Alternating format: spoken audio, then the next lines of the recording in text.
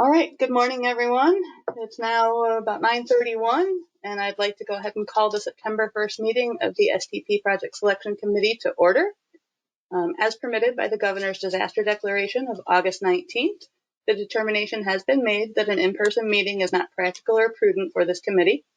To ensure as transparent and open a meeting as possible, we posted the meeting materials approximately 1 week in advance. We'll provide a recording of this meeting linked on our website, and we'll take all votes by roll call. So speaking of roll call, let's begin with a roll call of members in attendance. John, would you go ahead and lead that? Sure thing. Good morning, everyone. If anyone is sitting in for a regular member, please state your name when I call the member's name. So Cameron Dobbs from CMAP. I am here. Dan Burke from CDOT. This is Grant Davis covering for Dan. All right, great. Kevin O'Malley from CDOT. I'm here. Jeff Shriver from CDOT. What do they do? Oh, no. I think I heard a yes. Mayor Shelkey. Yes, I'm here. Mayor Rockingham. Here. And President Gallagher. Here. And our non-voting advisory members, John Donovan from FHWA. Tony Greep from FDA. Yep, I'm here. Sis Killen, representing the counties. Good morning. Here. Heather Mullins, representing the RTA. Present. And Chad Riddle from IDOT. I'm here. Good morning, all. All right. Great, thank you, John. We do have the necessary quorum, so let's go ahead and move on to our next item, which is agenda changes and announcements. Staff has no changes or announcements to make. Does any member of the committee wish to propose any changes or make any announcements? Seeing and hearing none, then let's move on to approval of our minutes. We have before us the draft minutes of June 23rd. That's not right. August 11th, sorry. Are there any corrections or additions to those minutes? All right. Jeff Shelkey would move a motion for approval. Mayor Rockingham, second. Thank you, Mayors. Are there any questions or discussion? Hearing none, John, will you go ahead and do a roll call vote? Absolutely. Grant Davis from CDOT. Aye. Kevin O'Malley from CDOT. Yes. Jeff Shriver from CDOT. Mayor Shelkey. Yes. Mayor Rockingham. Aye. President Gallagher. Yes. And Cameron Dobbs. Yes. All right. The motion carries. Moving on then to the meat of our agenda, which are methodology changes. Excuse me. Our first topic today is a continuation of our discussion from our last meeting, or actually from our June meeting. At that meeting, staff proposed some modest amendments to the application booklet to continue to clarify what is meant by substantially complete with regard to the requirement for preliminary engineering to be substantially complete in order to apply for funding for later phases of projects.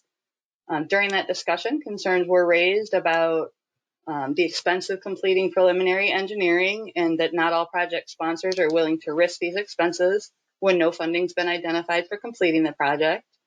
The fact that there is a time limit to the validity of environmental and cultural clearances and having to update these clearances adds additional time and cost to projects.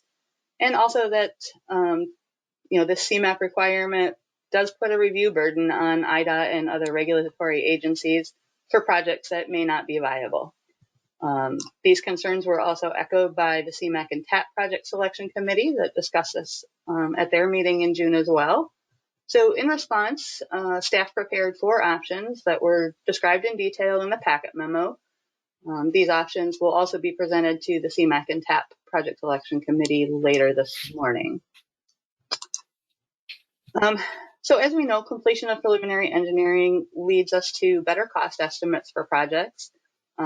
both because environmental impacts have been identified and because alternatives have been examined and eliminated during that preliminary engineering.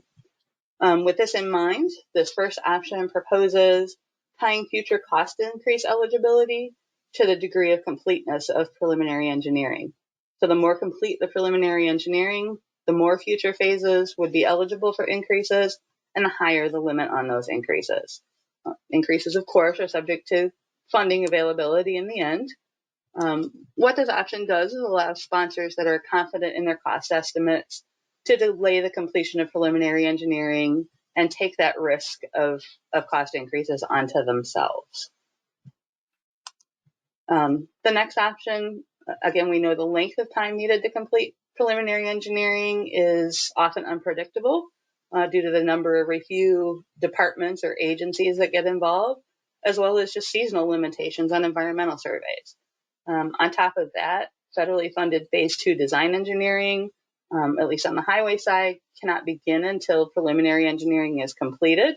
And that includes the funding agreement reviews, which are currently taking 9 to 12 months to happen. Those can't begin until that preliminary engineering is complete. So this option kind of recognizes this unpredictability and proposes that the earliest year that project phases could be programmed during any programming cycle would be determined based on the degree of completion of preliminary engineering. So, for example, projects with completed preliminary engineering, design or phase 2 engineering would be able to be programmed as early as year 1 of the new program, and construction as early as year 2. Staff also proposes with this option that the status of the preliminary engineering be reassessed during the next call for project cycle, and that any project that hasn't reached that complete or nearly complete threshold for preliminary engineering would be removed from the program in that next cycle and need to reapply again in the following cycle. So practically speaking, we know it's rare to be programming phases in the first 3 years of a new program. However, if we are shifting projects out because they haven't finished their phase 1 engineering, that could open up some funding in those early years.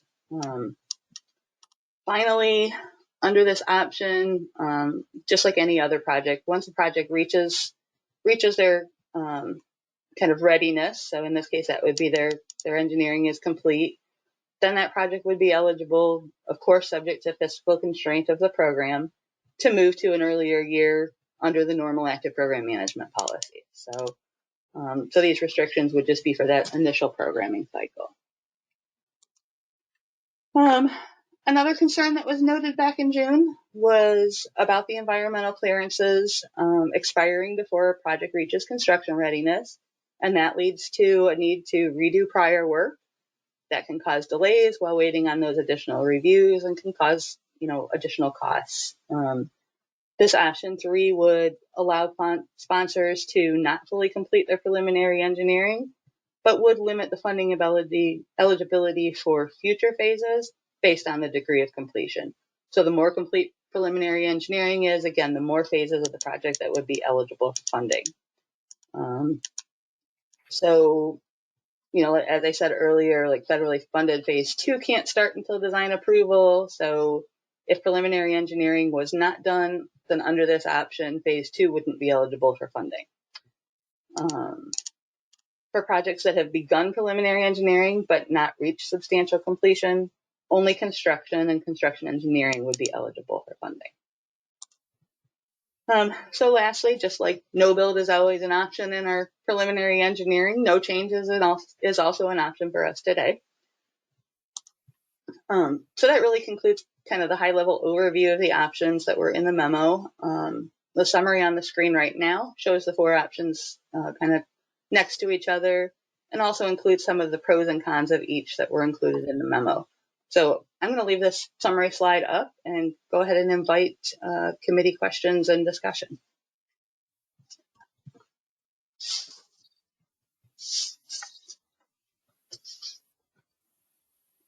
Anyone have questions or thoughts? An option that's preferred?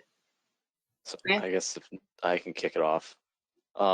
Thanks, Kama, for CMAP staff to kind of go through this. I know that we had brought this up previously, so it's appreciated. From like the city's CDOT standpoint, option 1 and 3 seem to make sense. It is giving more flexibility and taking that risk and putting it on to the sponsors for it. So I think from our standpoint, we're not opposed to option 1 or 3. Option 2, we're not completely sold on, and it's basically comes down to it takes away the ability of the locals to basically kind of make informed decisions of when they can move their projects and get them in. I think only programming year 5 for construction could be an issue, because you can't have projects that, if they're CE or they're locally funded for phase 1 and 2, you can move them through so they can be ready for year 4. And I would think that decision should be kept with the locals as to whether or not they can meet that deadline or not. Okay. Appreciate those comments. And really, staff isn't making a recommendation on any of the options today, so we kind of committed to doing the research and throwing them out there and letting folks comment. And these policies are common to both STP and the CMAQ and TAP program, so there'll be discussion here, there'll be discussion at CMAQ today, and then in the end, I think we'll take what we hear and come back with a recommendation in the draft application booklet at our next meeting in November. So other thoughts or comments from committee members? President Gallagher? Oh, yes, Kama, thank you. I was just wondering if any of these options, 3 of them are identified as potentially reducing the IDOT review burden.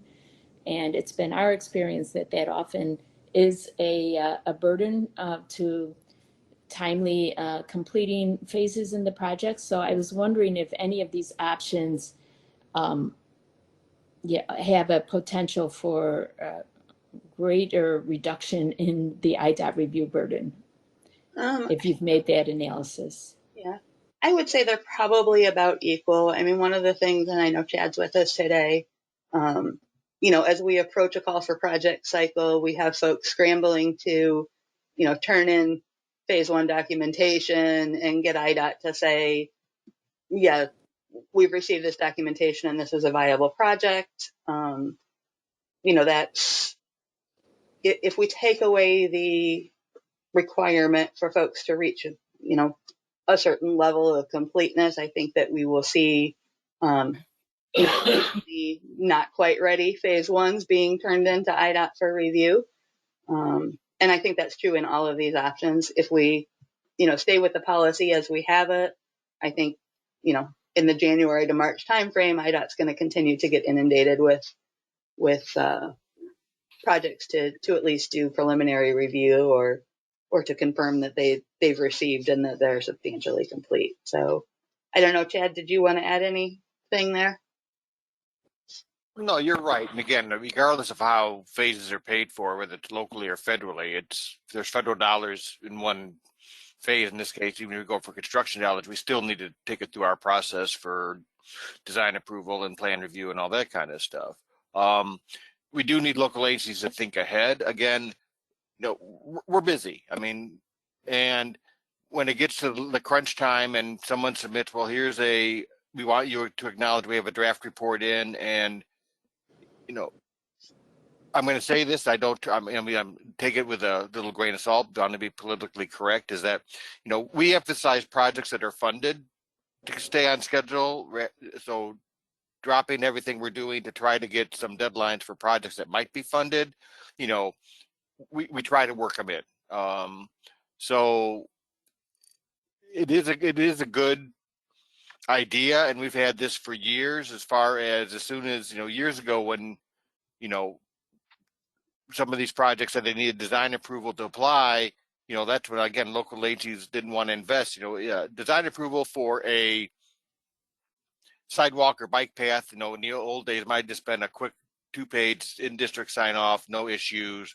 But local agencies had to invest tens of thousands of dollars and go to their board and say, well, this is for money for a project we might get, it's hard for them to justify that, in that sense. So I'm talking in circles here, but yes, we will work with you, and it still is on the cusp of the local agency to produce that they've had direct contact with us to say we've looked into it or whatever when it comes to phase one involvement.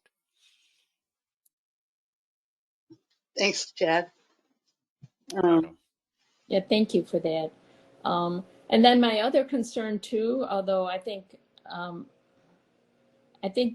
the cons are valid cons, but increasing the financial burden on sponsors, I think that's what happens a lot of times when projects then become too costly for municipalities or others, and then what has already been invested kind of just goes to waste.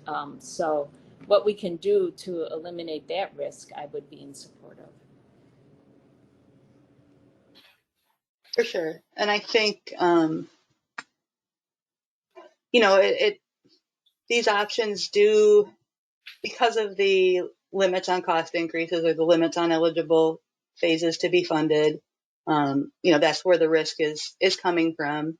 But there is a reduction in risk in not having to put out the phase one money ahead of time. So, is there some balance to that?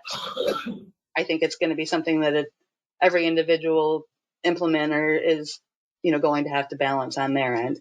The other thing to keep in mind is both on the CMAQ and TAP side and STP side is that for our most disadvantaged communities, those that are cohort 4s, they're eligible to actually apply for phase one funding.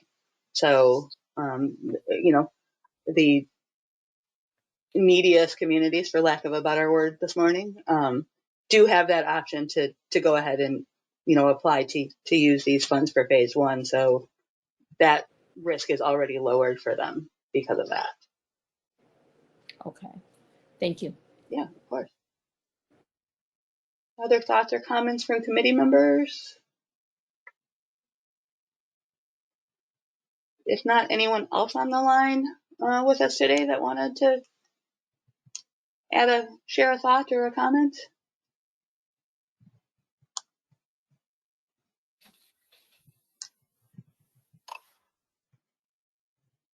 This is Mike Clemens from Lake County DOT, Lake County Council Mayors. Like Grant, we kind of prefer option 1 and 3. I guess my biggest concern with this is the definition of underway and having to have an ESR completely complete by BDE, which is oftentimes outside of the control of local agencies. Yeah, I understand we want to strike the balance. We don't want sponsors submitting an ESR request in March, for the call for projects. But for those that have, a significant lead time on their ESR, for example, we have a project that, phase 1 started in 2014. We don't have design approval because of the biological clearances. Engineering is complete, has been for years. So we have a solid cost estimate and scope, but we're waiting on biological clearances. So, finding the balance there, I think is, I understand we don't want folks just throwing those in right at the end and saying, yeah, I got an ESR in, and, we met the face of it, but not the intent. And, but I think there could be some middle ground on what we consider underway. But to these options, I agree. 1 and 3 seem like the best of the choices there. Okay, appreciate that. And I think, John Donovan often tells us at this committee meeting that there is no reason that we can't have an exception come up and come to the committee for a decision. So I think we can certainly write language into the application booklet that provides a way for folks to, explain a situation like what you just described. So, and that seems like a reasonable exception that we could make on a project by project basis. Sis, did you want to add something? Yeah, just a quick question. So I know that this was also being discussed and looked at as part of CMAQ. I know you had said there were conversations in June. I mean, I guess my perspective too is, what are we seeing come out for the eligibility on CMAQ versus what some of the preferences or recommendations might be here? And are we intending to have consistency? Yeah, consistency is definitely the intent. I mean, we issue the calls for projects simultaneously, and Right. having different requirements across the different fund sources is not desirable. When we talked about the language changes back in June, we talked to both this committee and the CMAQ committee. The comments were similar across both committees. CMAQ and TAP Project Selection Committee will see the same slides later on this morning. I would expect similar comments, but our intent is to take, the conversation from this group as well as the conversation from that group and compile it together. If we're far apart on how the two groups are feeling, then we'll probably, need to either convene together or, work something out for sure. But it's definitely the intent that we be consistent across both programs and with similar agencies participating in both. Mm-hmm. I wouldn't expect there to be too much disconnect in the conversation, but you never know. So we're prepared to do what we have to do to come to consensus. Okay, thank you. Sure.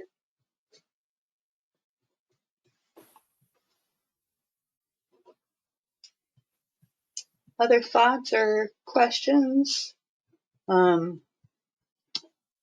It's really with these options, we could, do a combination. Those that have expressed that option 1 or option 3 are preferred. Is there one that you lean to more than the other?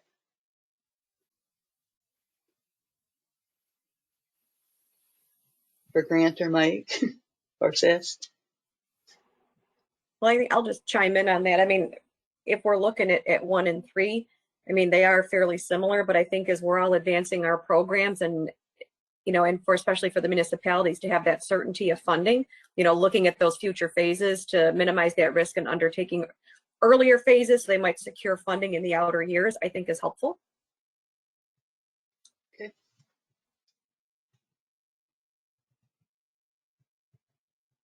Grant or Jeff or Kevin, did CDOT have a strong opinion one way or the other? We kind of discussed it. We didn't have a strong opinion. Okay. Yeah, and Cam, I would just, if I could clarify, not a strong opinion for that, because I think there's really benefits for all these. So I think the consensus between the other committees, and then if we need to come back and kind of debate between the final two, that'll be helpful. Perfect. That sounds like a great plan.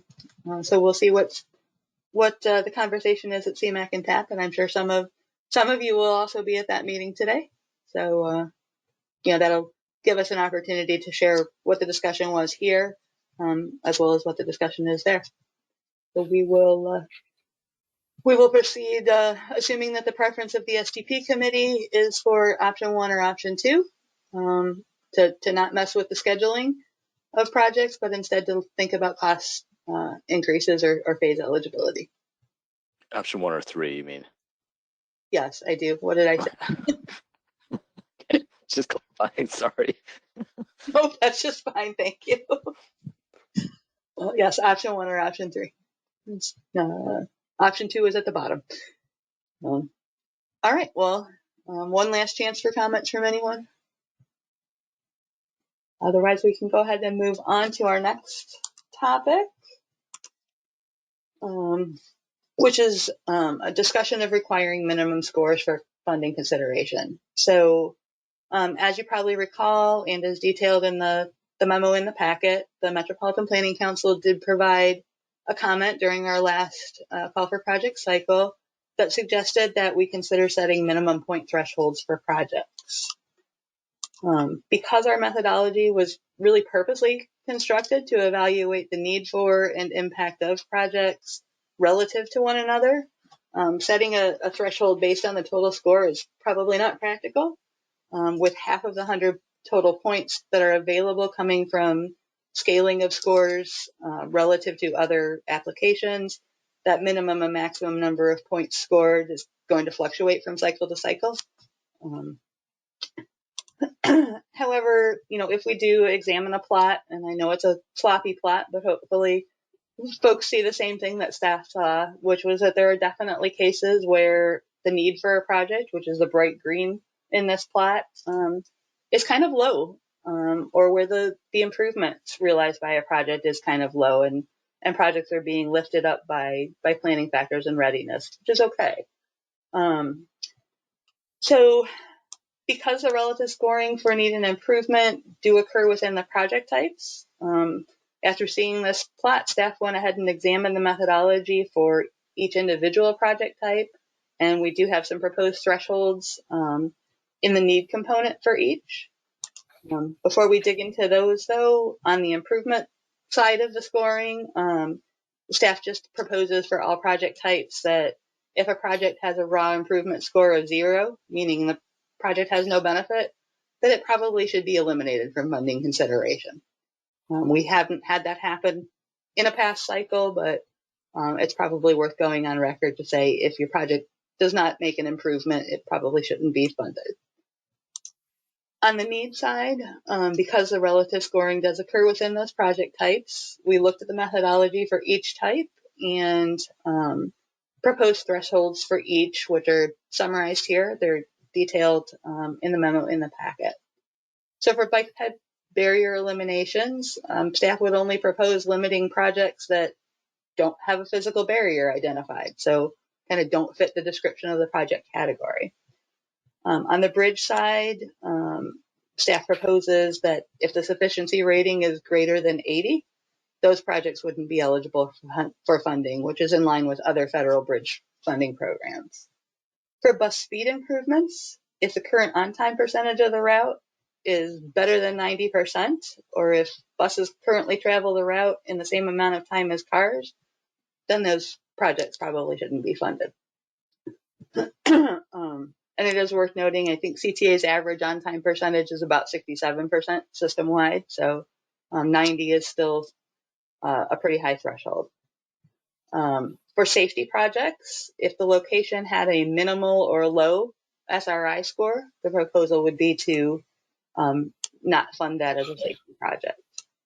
For roadway expansions, projects with little or light congestion or less than an hour and a half of congested hours, or projects in locations that are considered generally reliable from a planning time standpoint, would be eliminated.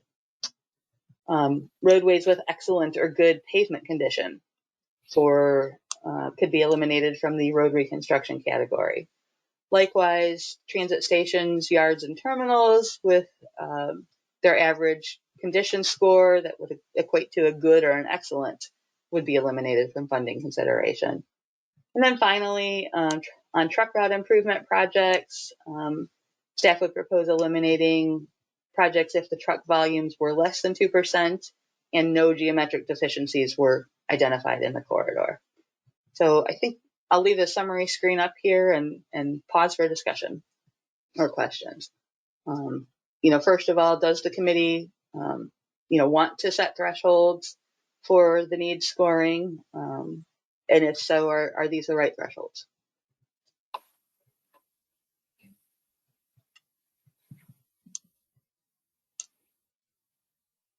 I have a question for you, Kama, and then a comment. I think as we're looking at these, from county's perspective, we really kind of agree with what the intent is here. But I think most were curious, has the current program been run through looking at this? Because I think as we look at what we think is going to be good, it's really helpful to see what would that impact translate to. So you could really see both that quantitative and qualitative side, for that need of the projects. I think that was really a big thing where it's like to really understand what does it mean and what opportunity does it unlock? And more importantly, what opportunities does it preclude? I know in prior meetings I had made this statement, as we're looking at, specifically roadway expansions, looking at the collar counties, the tools in the toolbox are different, for where you have opportunities to deploy, intersection modernizations and, you know, adding auxiliary lanes versus where you just need to have expansion. And there was concern, you know, by the counties as as you're looking at the travel time index versus the congested hours, you might far exceed the congested hours. But if you're looking at that, the TTI score, it doesn't make grade if you're looking at eliminating little or light. So there was concern about the disconnect between the two, creating perhaps an unintended elimination. And again, going back to for certain projects that had very limited funding opportunities, and as some other programs might be, I want to say, pushing them out, making it more challenging to score high with some of the revamp criteria, there was extreme concern about kind of precluding some projects that rank very high or that had received prior funding really becoming no longer eligible. So a closer look at the correlation between the TTI and the congested hours would be requested. Sure. Yeah, and I think perhaps on that one in particular, you know, the proposal here says little or light congestion or generally reliable, or perhaps and would be more appropriate. So if it was, you know, had heavy congestion but not for a long time, it would still be eligible. Yeah, I think that's more than reasonable. You know, we did not do a full look at the full raw scoring for the past two cycles, but anecdotally, you know, we did have a few applications in the bike ped barrier elimination in the last cycle that really didn't identify a physical barrier. So they were more, you know, we want to do a bike path along this corridor. There are some barriers, but again, kind of weren't far enough in the process to even propose how they would address those barriers. And so it was very difficult to score those. They scored not zeros, but very close to zeros. In the first cycle, in that first cycle, if you'll recall, we scored every project in every possible category. So projects were scored in multiple categories. So we had at least one project that was scored in the safety category that actually showed no safety improvement. So there was a safety problem identified, but the scope of the project was not actually fixing that particular problem based on the crash types and the scope. And so, you know, that type of thing would have been eliminated from the safety category under this proposal, but that project did actually qualify under a different category. I think it was a reconstruction category, if I recall correctly. So those are really the only ones I can think of. Nobody has asked for reconstruction funding for pavement condition. That was excellent.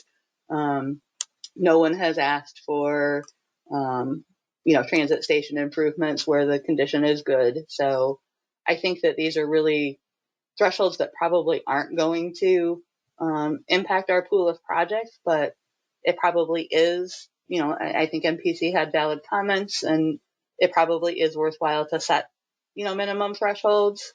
You know, we have a lot of need in this region, and we should be directing the funding towards the projects that have need rather than those which are, you know, questionable in what they need. So, I don't know, other thoughts? If I could just say, I at a high level, I agree with Sis, like I agree with Sis in the sense that, yeah, we should definitely be making sure that we have something that funds projects with needs and, you know, accomplishing something for the regional goals. It's just about getting into the details and making sure we're not throwing out, you know, some baby with the bathwater. Sounds like you're thinking about that. So we should just, you know, I think we should go forward, but tread, you know, be careful and tread lightly and make sure we're doing that double checking on what it could mean. For sure. And I think, you know, one of the interesting things about, you know, doing the analysis in that first cycle where we looked at projects in multiple categories is these are large, complex regional projects generally. And so they do fit multiple categories. And so making sure that, you know, we're assessing things in the right category and having improvement in that category is important. But I think that, you know, often projects like the example that I stated, okay, they don't fit one category, so they should be applying in another category because that's really the problem that they're addressing. So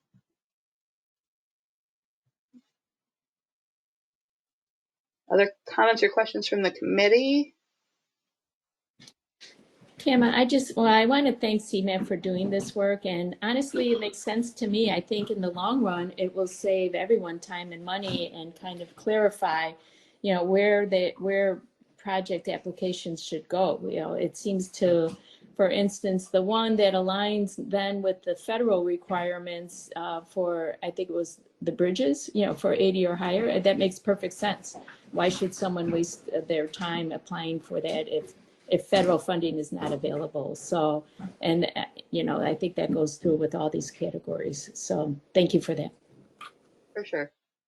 And, if the committee would like, we can definitely go through those last two cycles. I mean, we have time, lots of time before our next meeting, and just see if there are any flags that are outside of kind of that anecdotal recollection of the scoring, and share that with the committee. It never hurts to have more information, for sure. So, anyone else in our audience today want to add some thoughts?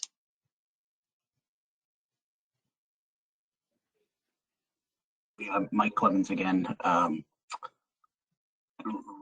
Really, there's two categories that it's mostly the data sets that are kind of concerning to us. It's the safety improvement with the SRI index, and I don't have an alternative. There's probably not a better data source right now, but the longer we've used this data source, the more questions we have about it, especially when we compare it to our crash data. And I know CMAP is looking at speed probe data and other things. So maybe keeping it as is for this cycle and then looking if there's better data in the future. But I know we have locations in our county highway system that show up as critical, which have very, very few crashes, and other locations that show up as minimal or low that are very high crash rate locations, and the SRI data doesn't really seem to match the crash data. So something to consider in the future. But on the road expansions, those categories, we do have some concerns. Looking at in the memo, the data set that was in there was 10 years old. A couple of our major roadways aren't included in there. So being able to even see would our projects make the cut or not, and basing that off a 10-year-old data set is a little concerning. So those were the two areas that we had concern with. That makes sense. On the data sources, the congestion data sources in particular, staff is working to update some of that. So the links provided were what I have available to me today for writing the memo. If those are updated before the call for project cycle, we would of course use the more updated information. And I'm scrambling. I don't see any of the research and analysis team on the call today. But we'll check in on what the status is of updating all of those sources and let everyone know. Yeah, completely understood. And I guess what at the staff level, like what would you propose if there isn't an update to the data sources and roadways aren't included in that set from 2012? How would we handle that? Normally, if we are missing data for application location, we would go ahead and try and hand calculate that. So supplement the old data source. Just like when we're missing pavement condition, for example, we'll, try and go out and do our own visual look at it, whether that's, using aerial photography or going out in the field. There's always going to be holes in region-wide data sets. CMAP has always felt pretty strongly, though, that it's important to use apples to apples, and as much as we can, again, relative scoring here. So, if the data is old, it's old for everyone. Not the greatest response, but it is the data source that we have. So I think we can definitely, set up a meeting with the research and analysis staff if there are particular corridors or locations where we think that the data is missing. It's a great point about we have a new, there's a new facility that's not in that older data, and that we definitely need to rectify that. So I will reach out to that staff and see where we're at with those updates. It sounds good. And I think your response was perfectly acceptable. Thanks. Well, I hate giving that response, but it is what it is. We're all limited by the data that we have available when we're doing data-driven analysis. So, other thoughts or questions, comments?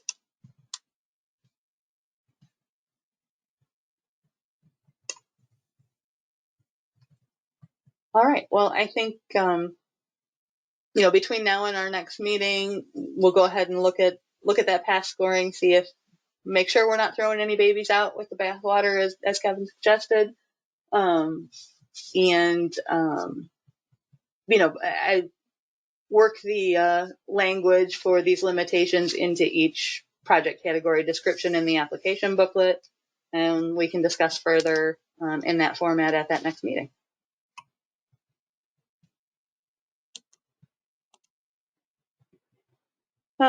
So speaking of November, we don't have another meeting until then, so I did just want to quickly review kind of what we've discussed so far this year and where there might be outstanding items where staff owes the committee some additional information.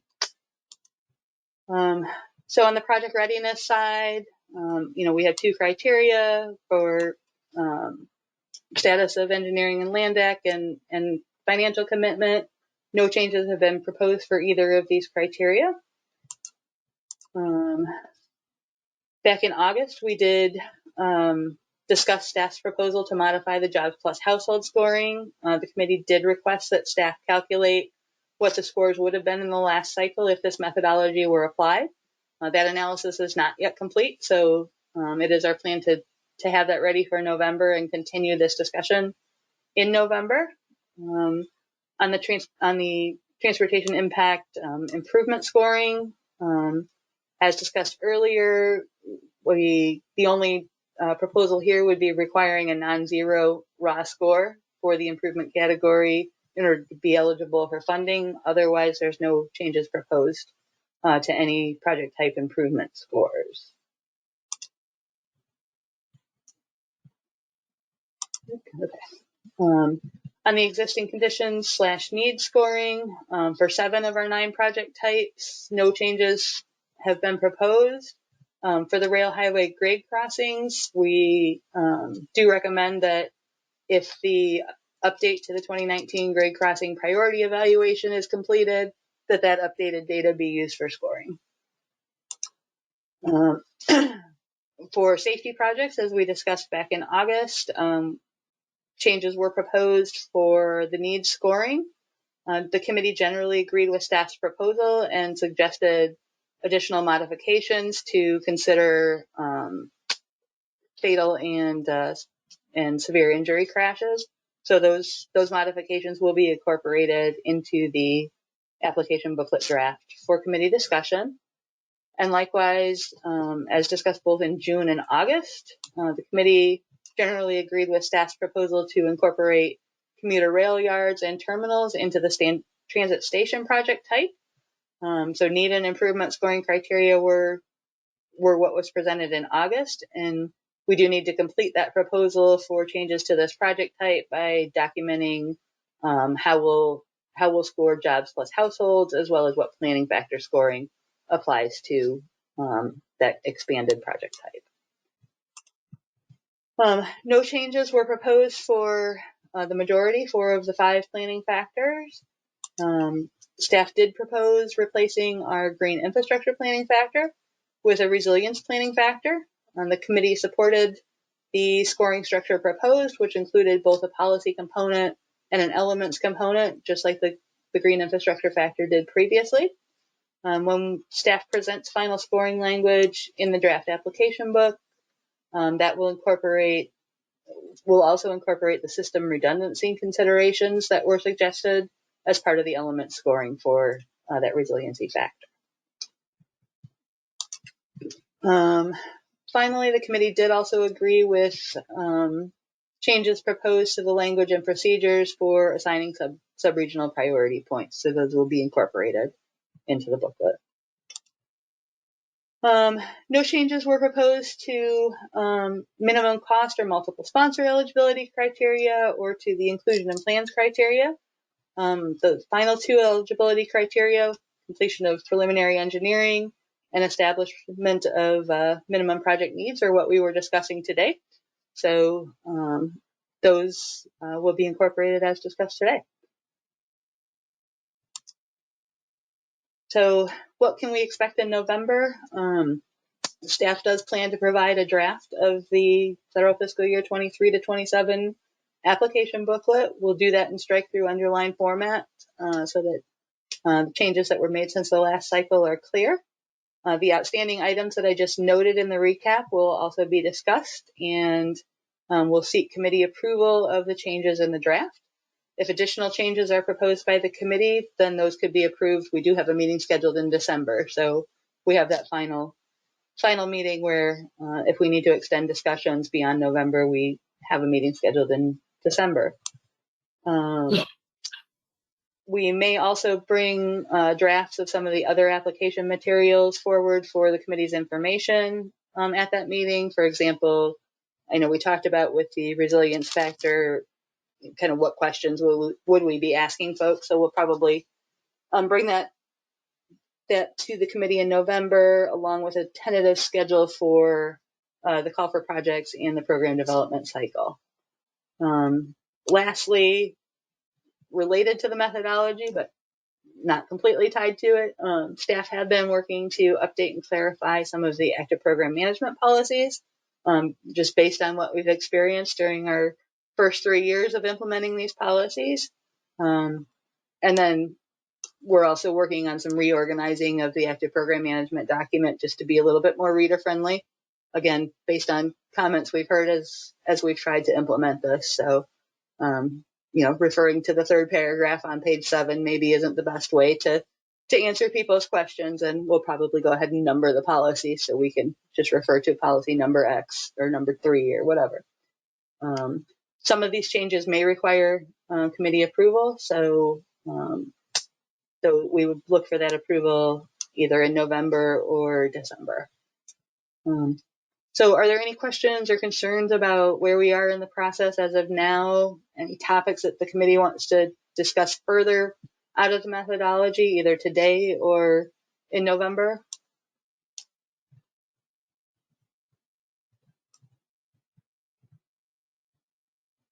Nothing about the methodology that anybody really hates and wants to convince their fellow committee members to change?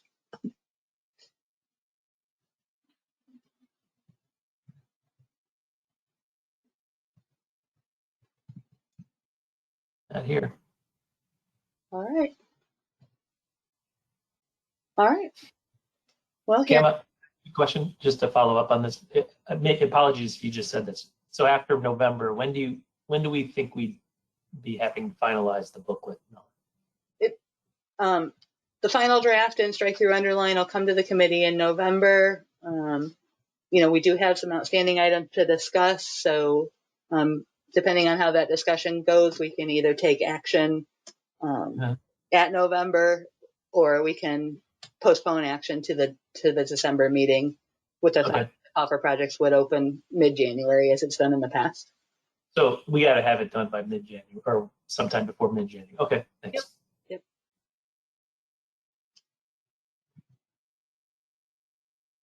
Other thoughts, comments, questions? Lingering analysis that you want staff to do? All right.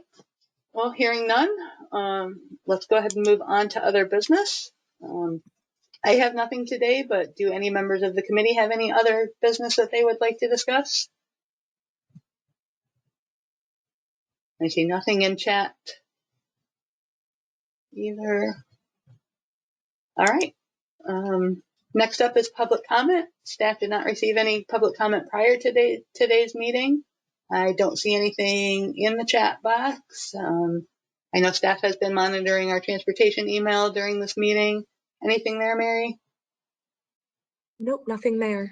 Perfect, thank you. Anyone in attendance today wish to make a public comment? If so, please feel free to unmute yourself and tell us who you are and give your comment.